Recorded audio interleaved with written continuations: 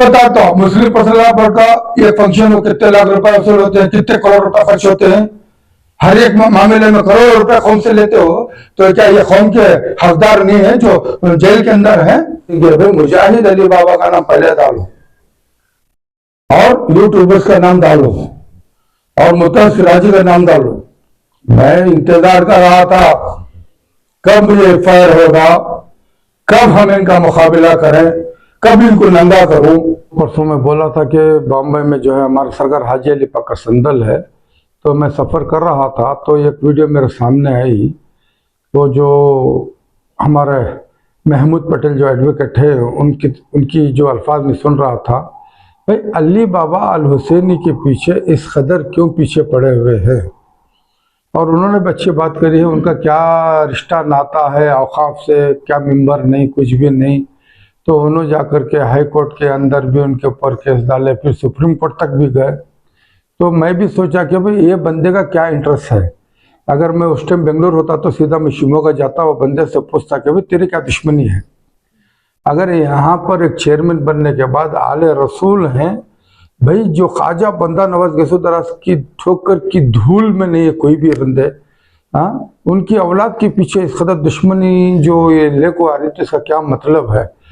ये मेरे भी दिमाग में बात चल रही थी। इंशाल्लाह मैं जाऊंगा शिमोगा से पूछूंगा कि भाई तेरे पीछे कौन है, कौन तुझे सारी बातें लेकर के आ रहे हैं, तुझे क्यों ये बातों के पर तू पीछे पड़ा हुआ है, तेरा क्या मकसद है।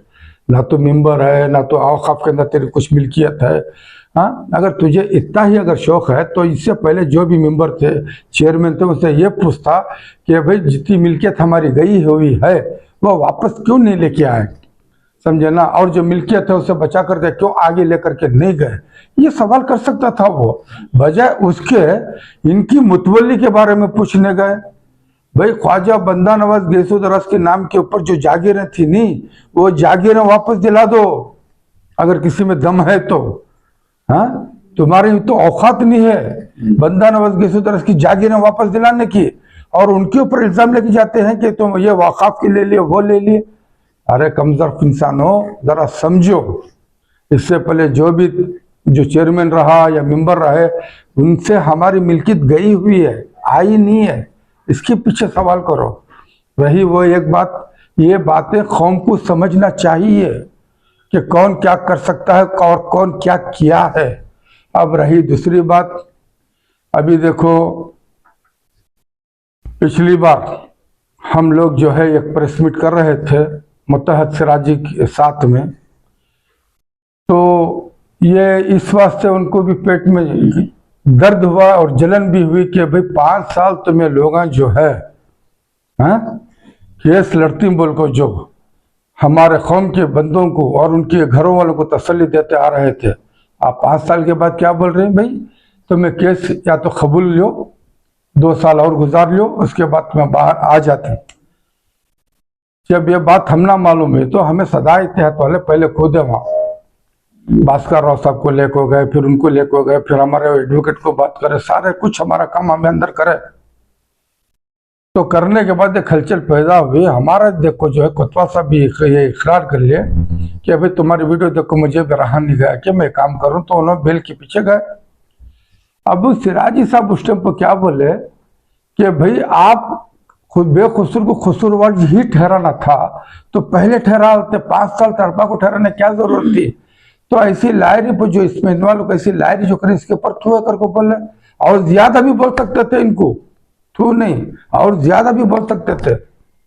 और इतनी बात को लेकर के मुझे सुनने में आया है, क्योंकि मेरे 4 आदमी, एक मेरा भतीजा भी है, 2 मेरे मौलेरे भाई हैं और मेरा क्लासमेट है एडवोकेट। अब ये 4 भी जिस तरह से ये लोग जो मीटिंग कर रहे थे ना उस दिन कि ये वीडियो हमारी जाने के बाद क्या करें, कैसा इनके ऊपर फाइल करें, क्या क्या बोले, तो मुझे सुनने में आया जो चल रहा था, मुझे पूरा इन्फॉर्मेशन आता था। मेरा भाई है, मेरा भतीजा है, मेरा 2 क्लासमेट है। मैं बोला था कौन है, जामा मस्जिद बिस्मिल्लाह नगर, सिटी जामा मस्जिद बिस्मिल्लाह नगर। मैं बोलता ठीक है, ये कहाँ तक जाते हैं जाने दो। फिर मैं बोला देख भाई, सिटी जामा मस्जिद, आज सिटी जामा मस्जिद को शान बाकी नहीं रही। वजह मरहूम रियाजुल रहमान साहब जब सिटी जामा मस्जिद में थे और वो जिस तरह से उस मस्जिद की वक़ार को ऊपर लेकर के गए थे, वो रियासत में, पूरी रियासत में एक शांति हमारी सिटी जामा मस्जिद की। किस तरह उन्होंने दूरअंदेशी से बच्चों की तालीम के पीछे जोर दिए और सिटी जामा मस्जिद के अंदर ही क्लास चालू करे। उसके बाद ये सब कौन करे? मरहूम रियाजुल रहमान साहब, उनकी दूरअंदेशी थी। कौम को हम क्या करेंगे, कैसे लेकर के जाएं? मेंबरों की तरफ से तो पैसे नहीं आए। रियाजुल रहमान साहब के अल्फाज थे आवाम के सामने कि ये करना है, तो उनकी बात के ऊपर सारे आवाम पैसा देते गई, बच्चों का इल्म आता गया और उसी हिसाब से वो बंडी कुप्पा कहाँ उतनी बड़ी जमीन ली है, किसके वास्ते? कौम के वास्ते। कौन? रियाजुल रहमान साहब। उनकी बात के ऊपर कौम लब्बैक कहती थी और एक विखार था जामा मस्जिद का। इत्तेफाकन में क्या हुआ, सबील में पढ़ने वाला एक इंसान उसे नायब के तौर पर लेकर के आए। ऐसा हुआ जब वो नायब के तौर पर काम करने वाला इंसान, नायब इमाम की तरह, वो इंसान जब मरहूम रियाजुल रहमान साहब का इंतकाल हुआ तो उसके फौरन बाद उनके बेटे को रखने के बजाय वहां की कमेटी और ये जो नायब इमाम था, अक्वेर होकर लिया हुआ। और इतनी बड़ी मेहनत करने वाले, सालों साल खिदमत सिटी जामा मस्जिद में देने वाले मरहूम रियाजुल रहमान साहब के बेटे को इस कदर बाहर करे, उसकी कोई इंतहा नहीं है। और अवाम समझ नहीं पाई किस तरह से गुल करे। अब ऐसी हरकत करके वहां पे कब्जा जमा के बैठने वाले, क्या क्या निकला भाई? जो इज्जत थी सिटी जामा मस्जिद की, वो इज्जत कहां तक गई? KGF बाबू का नाम, उससे पहले IAMA का नाम, उसके बाद दूसरे खबले का नाम, उसके बाद में जो सियासतदानों को साथ में लेकर के उनके इसके नाम। अब देखे तो ये जो DG हल्ली, KG हल्ली का नाम, हाँ, ये एलिगेशन। उसके बाद में देखते गए तो इस कदर शोहरत में आ गया बंदा, जो कई साल खिदमत करने वाले मरहूम रियाजुल रहमान साहब, उनके इर्द गिर्द कई MPs, कई राज्यसभा MPs, बहुत से मिनिस्टर उनके आगे पीछे होते थे। कभी उन्होंने शोहरत के पीछे नहीं गए। जब भी उन्होंने काम करे, कौम की बात करे, कौम के लिए काम करे। लेकिन आज ये देखने मिल रहा है, एक सिटी जामा मस्जिद हो और बिस्मिल्लाह नगर हो, ये अपने आप को इन्हों क्या समझ गए हैं, हमारी कौम बेवकूफ़ है, जितना चाहे इनको नचाओ। आज एक सियासी अड्डा बन चुका है और ये लोग, ये जो एडवोकेट फर्म था, उनको बोलते हैं कि मैं आज तक भी इंतजार में था। क्यों? मेरा बैकग्राउंड वो नहीं जानते। मैं जितने कोर्ट देखा हूं, कितने एडवोकेट देखा हूं, क्या क्या केस फेस किया, मुझे मालूम है कि धोखे में है। इन जैसे चापलूसी करके मैं अपनी शोहरत नहीं पाया हूं। ये जो DG हल्ली और KG हल्ली के मामले में इस वास्ते हम सदाए इत्तेहाद वाले इस वास्ते आए ताकि वहां की मजलूमों के साथ हमें खड़े रहे। हम इत्तेहाद वाले इत्तेहाद ही की बात करेंगे।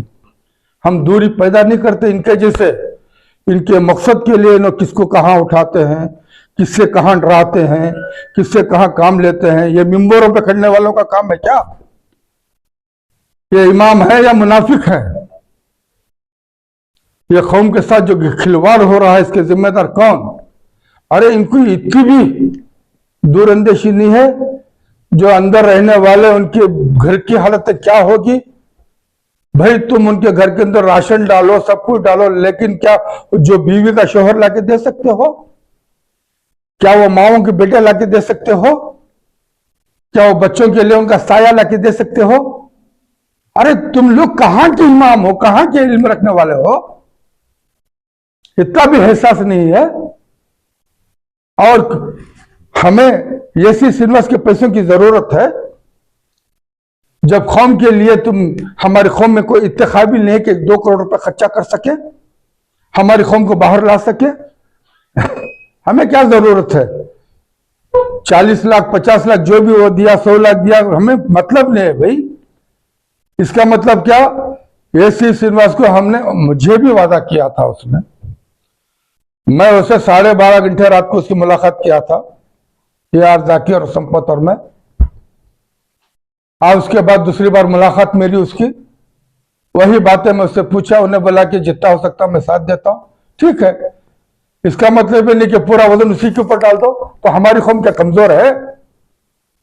जब तुम्हारे लिए कहीं कुछ जल जाता है तो चंदे के लिए आप झोलियां फैलाते हो। हाँ, कुछ मामला होता है तो फौरन चंदे का ऐलान हो जाता है। तो क्या ये हमारा शहर और ये हमारी कौम नहीं कि हमारे शहर के इंसान जो अंदर है इनके लिए कुछ करें हम? बाबा जी, आप चंदे की बात कर रहे हैं, एमएलए पैसे दिया है, 4 जने 5 जने उन्होंने बांट ली, वो हिसाब नहीं तो चंदा ले वो कौन हिसाब देता है? देखो, ये तो मैं क्या बता रहा हूं, इसी वास्ते हमें क्या बोले, जो पैसे लेकर इससे पहले जो बोले इज्जत के साथ वापस दे दो। अगर हलाली है तो वापस करो, बाकी दूसरे है तो तुम जानो, समझे ना? अभी एक बयान आया है, वजाहती बयान आया है जी कि उनके पास अमानत है लेकिन इस्तेमाल नहीं हुई है। अमानत रखे हैं बावजूद, ये कहां तक सही है? वक्त आने पर इस्तेमाल करेंगे। ये कैसा वक्त? 5 साल वक्त नहीं था? 5 साल वक्त नहीं था? 5 साल से रखे क्यों है? क्या मकसद था इसका? क्या जिस तरह से गवर्नमेंट जो है हमारा फंडिंग आता है, समझे ना, माइनॉरिटी का, वो बैंक में रखते हैं, 1 साल के लिए वो पैसा बढ़ जाता है बैंक का, वो खा जाते हैं जो बैठता है वो चेयरमैन बन के। मैं नहीं खोलना चाहता। क्या ये भी ऐसा ही करना चाह रहे थे क्या? पैसा बैंक में रखेंगे, उसका इनकम आएगा? नहीं, क्या मकसद क्या है? जब पैसा आपने लिए हैं तो पैसा कौम के पीछे रखना चाहिए था। लेकिन आपकी लगातार मेहनत है, औरतों तक अमानत नहीं पहुंची, रो रहे हैं। आपने लगातार जमीनी सतह पर उतरकर काम किया है, हमने देखे हैं, हमने रिपोर्ट भी बनाए। लेकिन कहीं ना कहीं बहुत सारे चंद उलमा इकराम का वजाहती बयान है कि वो जमीयत से भी ये हैं, बहुत सारी तंजीमें सपोर्ट किए हैं। आप क्या जानते हैं और क्या कहेंगे इसमें? 5 साल में देखो, 5 साल में 2 मरतबा अगर किसी ने मदद कर दी तो इसका मतलब ये नहीं कि 5 साल मदद हो गई, समझे ना? किसी ने 1 मरतबा जाके पैसे दे दिया तो इसका मतलब नहीं कि 5 साल उसने पैसे दे के बच्चों को स्कूल, कॉलेज, बीमारी, सारी चीजों को उसने चलाया हो। ऐसा तो नहीं है 1 मरतबा दे के फोटो खींच लेने से नहीं होता ना।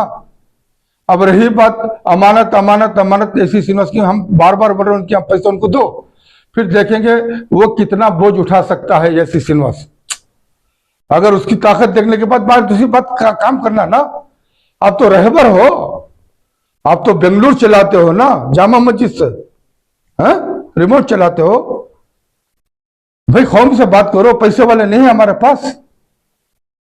हाँ, हमारी कौम के लिए हम मदद नहीं कर सकते? जब हम मसाजिदों के लिए, खानखाहों के लिए, दरगाहों के लिए, मदारिस के लिए जब पैसा एक वसूल कर सकते हैं तो क्या हमारे कौम में रहने वाले बच्चों के लिए, कौम के लिए पैसा नहीं मांग सकते?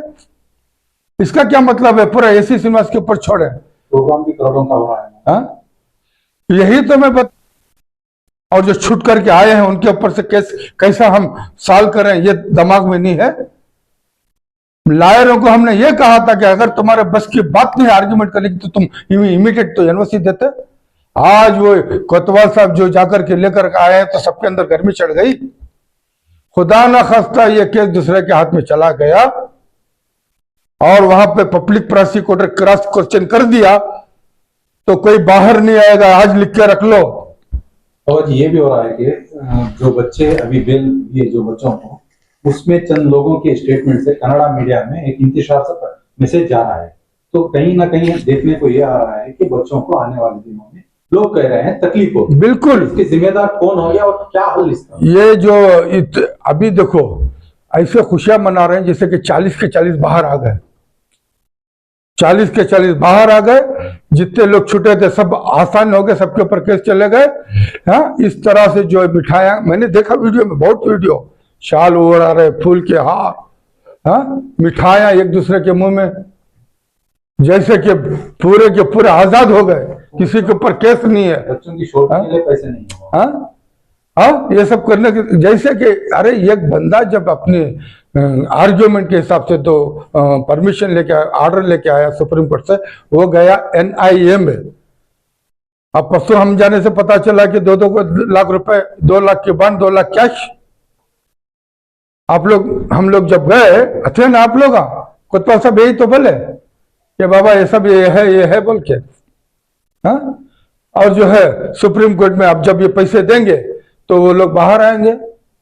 अभी एनआईए के अंदर सिर्फ ये नहीं कि भाई सीधा सीधा सुप्रीम कोर्ट ऑर्डर नहीं किया कि जेल से छोड़ दो, वो एनआईए को लिखा हुआ है। अब एनआईए के अंदर जो है जो रुखसत जो इन्फ्लुएंस है, अपना एक रसूख होता है, उस हिसाब से काम होता है। लॉयर उसके आर्ग्यूमेंट, उसका फेस, उसके हिसाब से सामने जज भी देखता है और दूसरे भी जो डिपार्टमेंट से वो देखते हैं कि कौन है, तब जाकर काम होता है। अभी तो आ गए इनके ऑर्डर के ऊपर हम ले लेंगे, क्या ले लोगे भाई? जब पहले किसी ने करके आया उसके पीछे भागोगे क्या? है? पहले लेने की तो तुम्हारी ताकत नहीं थी, अब भागोगे? अगर फर्क हो गया तो कौन जिम्मेदार इसका? वकील में जो वजाहत दे रहे हैं उनके लिए क्या पैगाम, जो अभी हिसाब देंगे, अमाउंट है, अमाउंट हमारे पास अमानत है, उन लोगों के लिए क्या पैगाम? क्योंकि बच्चे अभी भी, घर वाले तो अभी भी परेशान हैं। मैं ये बोलना चाहता हूं, देखो भाई, जेल में जितने भी लोग हैं उनके घरों के, उनके आल औलाद के ऊपर जो मामला थे उसके जिम्मेदार जो पैसे लेकर के रखे हैं वो, और उससे पहले जो केस को लड़ने की जो इन्होंने जरूरत की, उनके ऊपर पैसा और वकील दो भी जिम्मेदार हैं, समझे ना? ये मैं ओपन कहना चाहता हूं, क्योंकि पैसे मिल गए, अगर बस नहीं आता, वकील उसके हाथ में आर्ग्यूमेंट करने की ताकत नहीं होती तो उन्हें फौरन जो है एनओसी दूसरे के हाथ में दे सकता था। ना उन्होंने एनओसी दी, ना उन्होंने पैसों का मामला सामने लेकर के आए। ना जाने कितने लोगों के पास पैसे वसूल किए होंगे, ये कौन बोल सकता है? क्या सब बोलेंगे कि पैसे हम लोग दे के इतने पैसे दिए, उतने पैसे दिए? भाई मैं आवाम के ऊपर बात, देखो साहब खुली बात है, हमें किसी से दुश्मनी भी नहीं है और किसी से दोस्ती भी नहीं है। बात हक की हो, मिल्लत की हो, कौम की हो, समझे ना? हमारा मकसद सिर्फ कौम, हमारी कौम को जिंदा करो, दीन भी जिंदा, इस्लाम भी जिंदा। हमारी कौम को कमजोर करो, हमारी कौम नशेली भी हो जाएगी, बेकार भी हो जाएगी, मजबूर भी हो जाएगी। जिम्मेदार मेंबरों पर खड़ने वाले, जिम्मेदार उनके वोट लेकर अपनी मनमानी से, अपने ऐश आराम से जिंदगी गुजारने वाला है। मेंबर और पॉलिटिकल दो इसके जिम्मेदार हमारी कौम की बर्बादी।